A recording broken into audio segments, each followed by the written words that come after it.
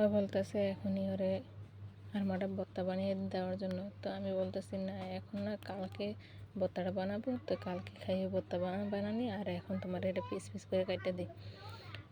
নিজে এভাবে চেষ্টা করতেছে, কিছুক্ষণ পরে নিজে কাটতে পারে না, তখন এটা আলগোস্তের আপোষের রাইখা দিয়ে দেওয়ার পরে আমি যখন এটা পুরোপুরি সম্পূর্ণ করে চুলে দিছি, চুলে দেওয়ার পরে দিয়ে বলতেছি নেওয়া এখন খাও, এখন আর খামো না, তো ফ্রিজে রেখে দিলাম।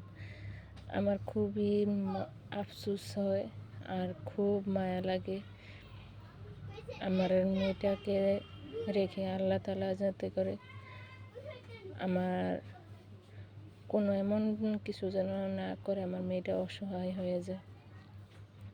ওর কথা আর চলাফেরা এগুলো সব কিছু দেখলে আমার খুবই আফসোস লাগে।